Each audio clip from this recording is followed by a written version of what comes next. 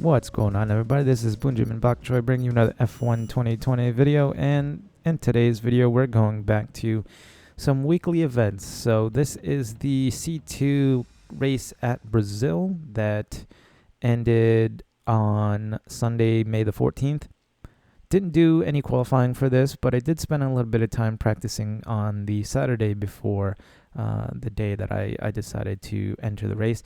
You can see on the screen that was just up. There's only a handful of human players here. It was kind of late at night on the east coast of the US, so most of the world had gone to sleep, and it's pretty much just North America and South America drivers on track. So as you can see, we've gone with the 92 Williams. The 98 McLaren, I think, is ultimately the fastest car for this track if you can kind of extract everything out of that car, but I just couldn't stand the way that the 98 McLaren went into the corners. The 92 Williams, even though it's slower, lower top speed, it's a little bit more nimble through the corners, so I decided to go with consistency and maneuverability over pure top speed. So because we didn't qualify, we started P18 here.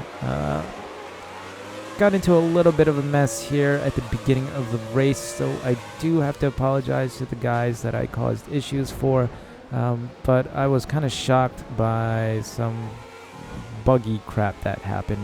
You'll see here in a moment. So we do make it through the first couple of corners okay.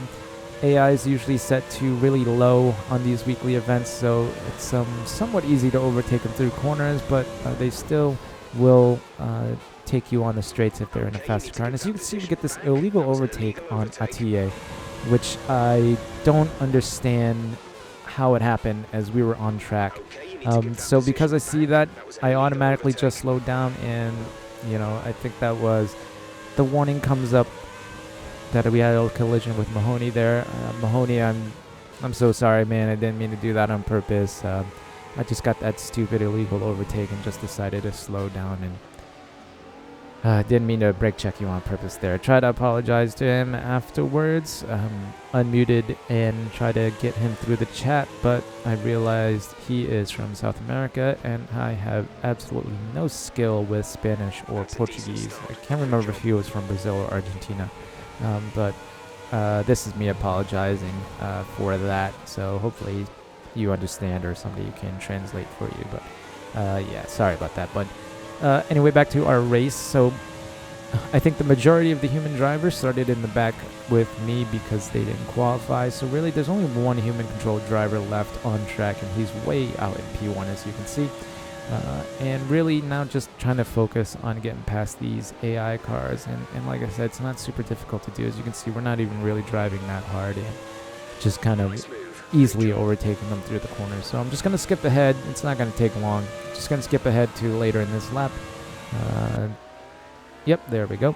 And this is the last AI car that we have to overtake, and it's pretty easy. Just have to drive normally, and for some reason they just go really slow through the corners. So now really just heading down this Gustavo guy in P1. He's about 11 seconds ahead of us, and I'm pretty sure he's in the 98 McLaren. So now I know that they're probably, unless he has a really high downforce setup, there's no way we're going to be able to catch him on the straights. And there isn't any DRS, so now I have to either overtake him in a corner or hope to God that once I do catch up to him, he makes a huge mistake in a traction zone and I just get the jump on him going down one of the straights. So I'm not going to make you guys watch too much of this crap. It's just me really trying to drive as fast and consistently as possible to close down the gap to P1 in a much slower car. So I'll just skip ahead to the end of the laps so you guys can see the differences in the gap as the race progresses. So going to the start of lap 4, gap is now down to 9.5, 9.75, and we're consistently cutting down that gap every time we pass the start-finish line there. And as you can see, we're still setting fastest laps as well.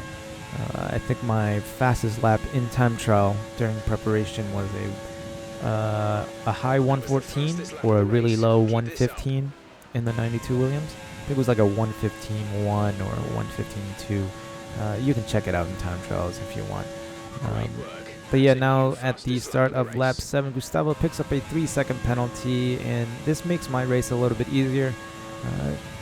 Because I'm thinking now that if I can't overtake him on the straights because of his speed advantage, his top speed advantage, so long as I'm within that 3-second gap, I should still be able to take the victory anyway.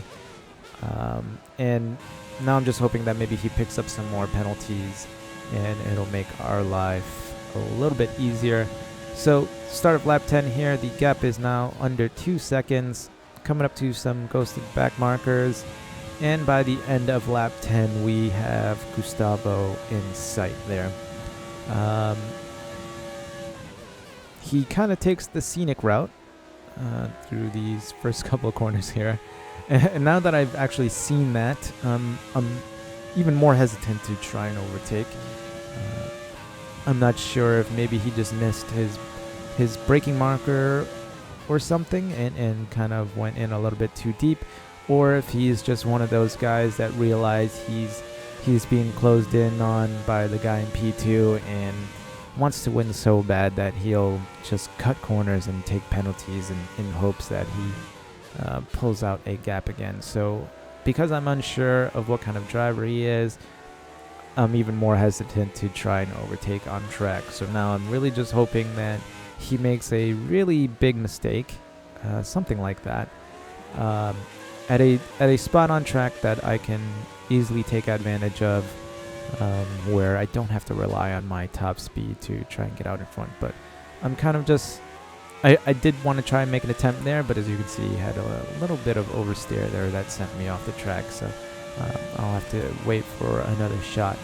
Just kind of sitting behind him, braking a little bit earlier than I normally would, just so I don't run into the back of him, just because he seems like he's unsure of his braking spots.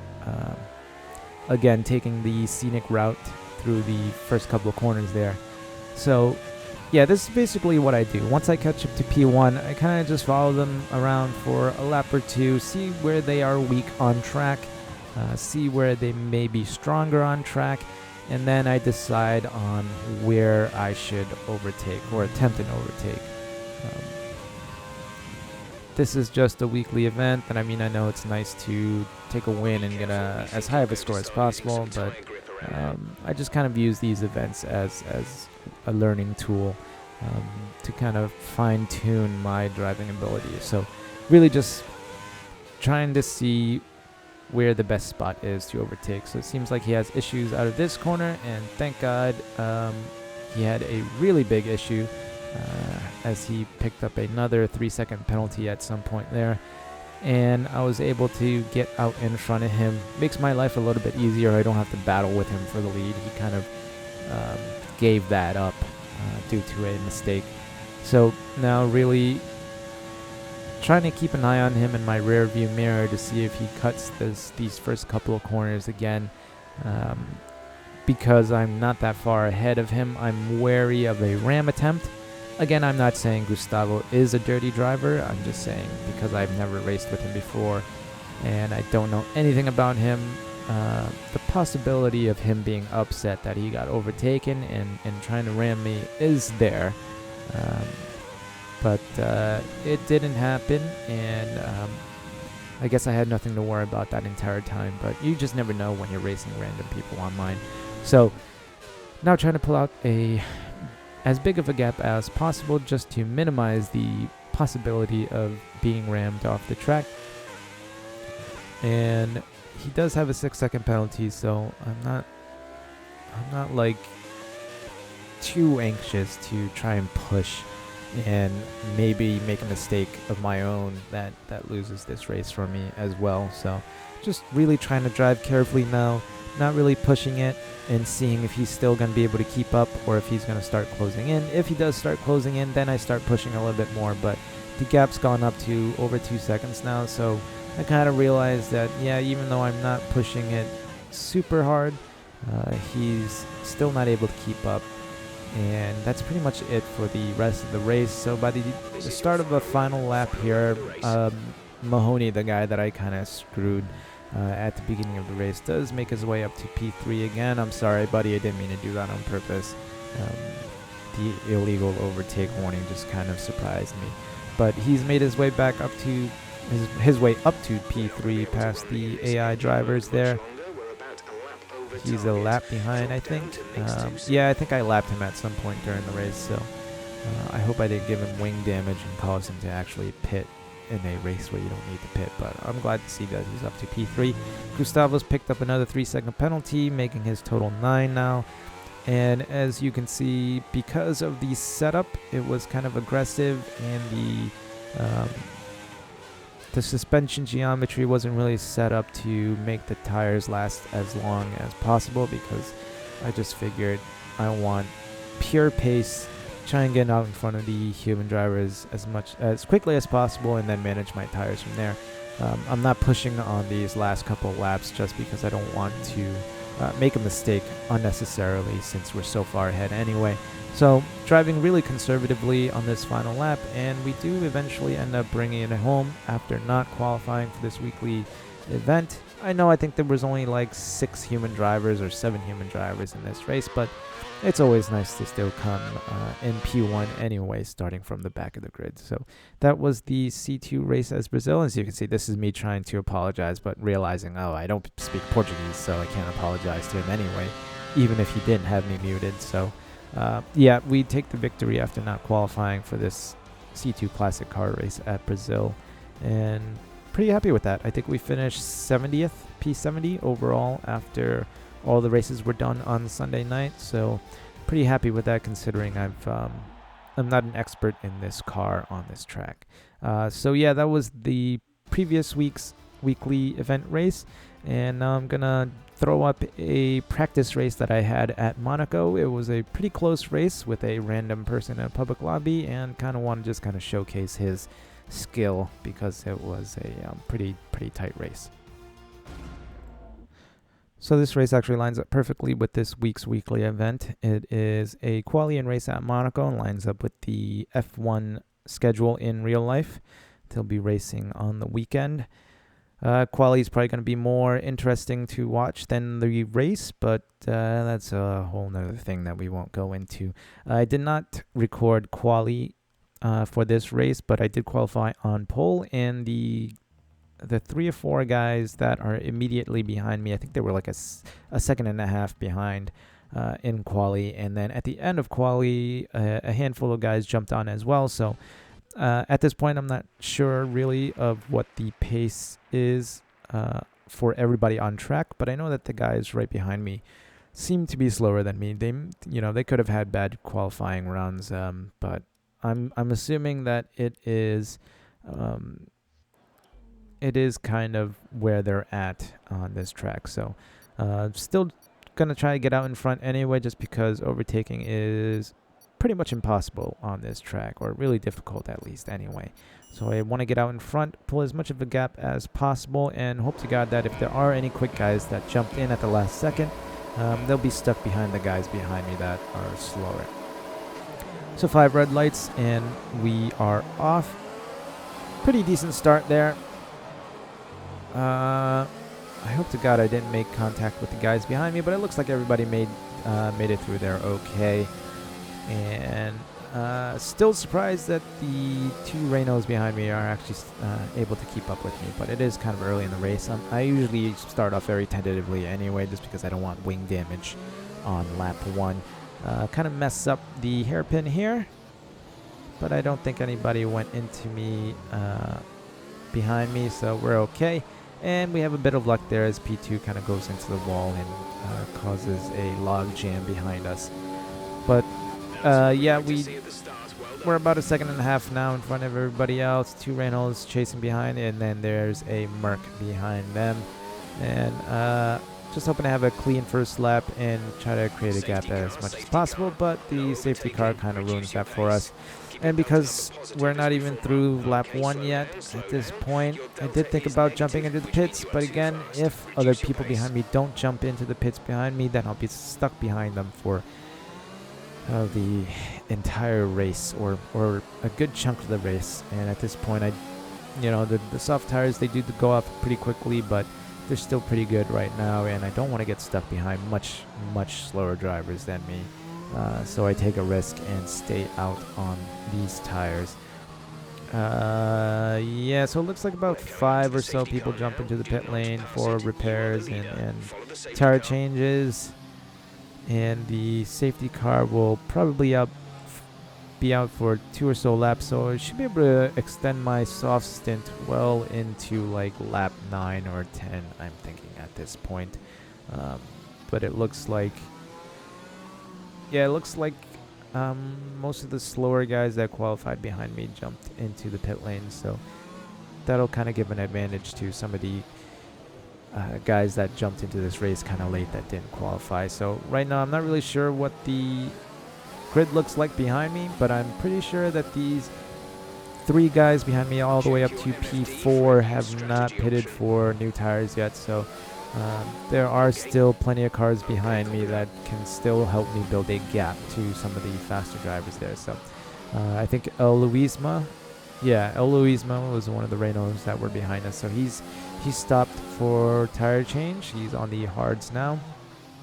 This track is pretty terrible on the hards, so I don't expect him to be able to keep up that well.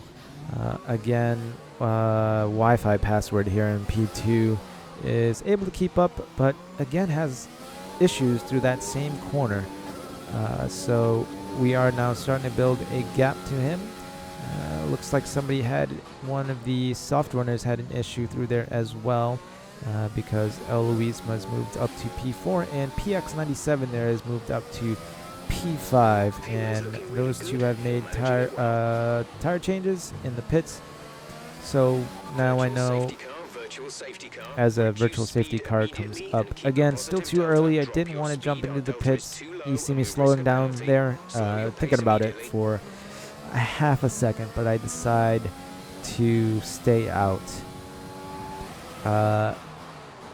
Again, P2 and P3 haven't made any pit stops. So I know that as long as I can stay out in front of them, kind of play my pit strategy correctly, they weren't going to be any much of a threat. The only threats now really are the guys that have already pitted. So PX97 there in P4 and Chuli there in P5. Though at this moment, Chuli is almost 20 seconds behind us, and I'm pretty sure I'll still be able to extend the gap to him. So really the only guy on track right now that I'm worried about is PX97. Just unsure of his pace at the moment, but it looks like he'll be kind of caught up behind Leron there in P3. So as long as I'm driving faster than Leron, I should be able to keep extending the gap, and I'm just hoping that I can extend the gap far enough and take my soft tires far enough that by the time I pit, I'm not going to have to worry about trying to overtake anybody. So yeah, I'm not going to make you guys watch too much of this. It's just me kind of driving around, trying to drive around as safely and consistently as possible to extend that gap. DRS is enabled, but nobody's behind us or close enough behind us to really threaten us with an overtake anyway. So the gap is now up to 4.5 seconds on Wi-Fi password in P2. So I'm pretty sure now that Wi-Fi password's not going to be an issue. And just as I say that, PX97 overtakes Leron to take P3 there. So again, bringing some doubt into my mind. I think PX97 is going to be a somewhat of a threat. Still unsure of what his pace is at this moment, so I'm keeping a real close eye to him. You'll probably see me fiddling with the MFD if it happens in the clips that I keep in this video. Checking to see what position will come in if we pit at that moment. So yeah, I'm going to skip ahead. End of lap 6, start of lap 7. Our gap now to PX97 is about 11.5 seconds. Softs are still okay. We set a fast lap I'm not sure if it was the fastest lap, but 2 purple sectors the lap before. About 4/10 off of our fastest lap there. And now 13 seconds ahead of PX97. As you can see, everybody else is so far back, not really a threat. But this gap to P2 is not really getting much bigger from lap to lap. So end of lap 11 now, which was the lap that I had intended to go in. We're about 14 seconds ahead. And again, the gap's just not growing really fast enough. I know that, I mean, his mediums are worn as he changed them on lap 1. But I was hoping that my pace would be able to still extend this gap a little bit more than I am right now. And as the laps go on, time's just kind of running out for me. We are dancing at about 15 seconds to P2, but that's not nearly enough to get out in front once we jump into the pit lane. 16 seconds now at the start of lap 15. And the gaps actually kind of shrunk a little bit, so I decided this is the perfect time to jump into the pits. My tires obviously cannot go any further.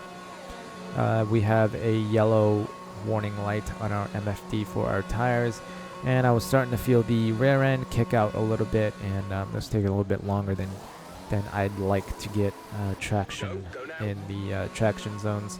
So jump into the pit lane, and of course PX97 shoots right by us.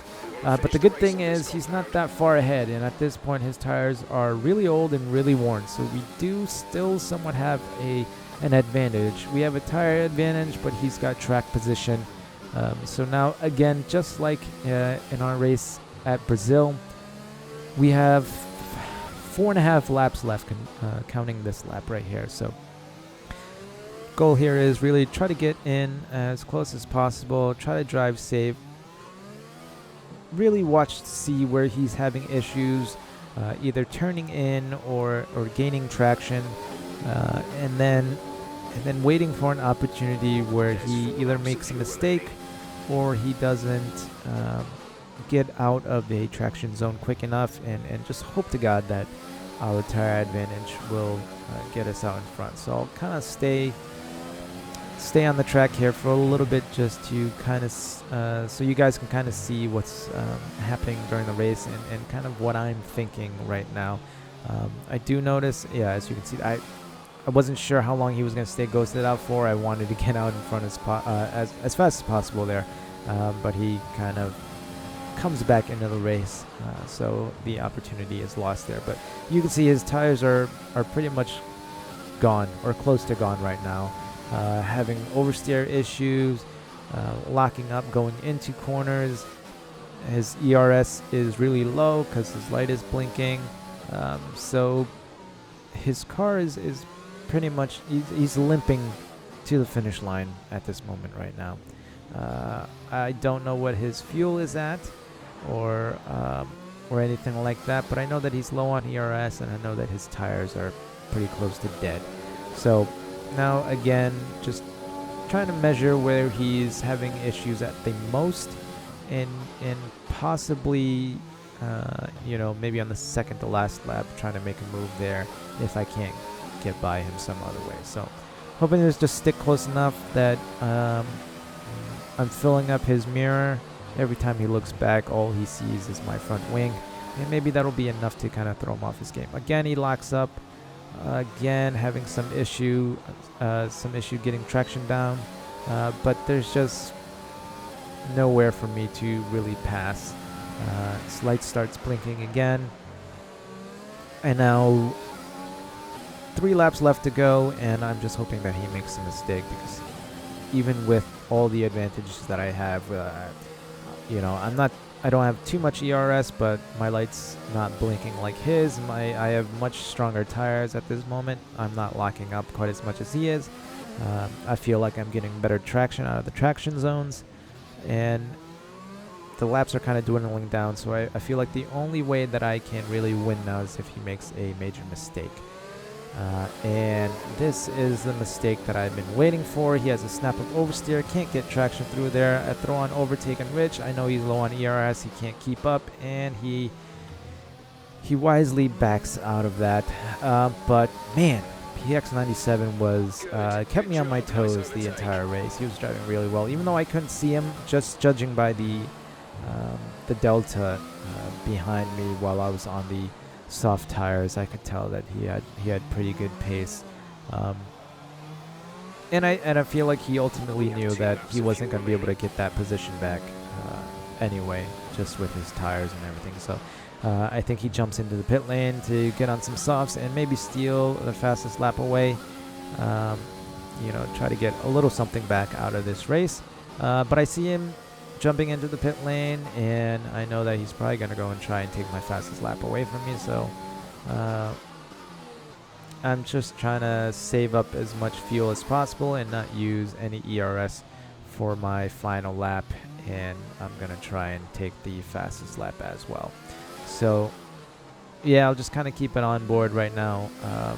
This was a pretty good race, and I wanted again to send a message to PX97 to tell him good race. It was congratulate him, even though he ultimately came in P2. Wanted to let him know that he was keeping me on my toes the entire race, and it was a lot tighter of a race than I normally see in public lobbies.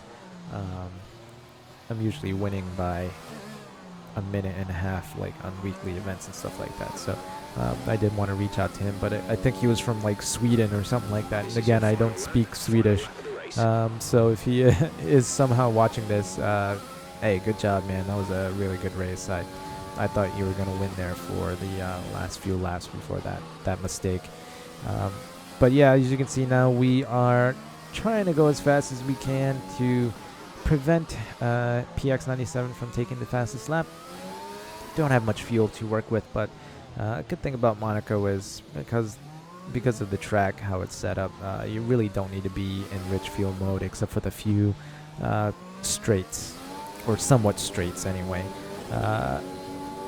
Oddly enough, the ERS harvesting isn't quite as high as you would think for a track like Monaco, just because maybe there's so many traction zones, and you're kind of always on the gas pedal, even though it's not flat out. At least for me anyway, I find it hard to, or more difficult than normal to harvest ERS at Monaco, and it usually takes me a little while to harvest enough to make a go for fastest lap or try and overtake. Anyway, we do come in, set another fastest lap there, 1:12.6 on mediums at the end of the race. But I'm going to spoil it for you. PX97 does come in and pip the fastest lap right at the last second. But yeah, that was a pretty fun race.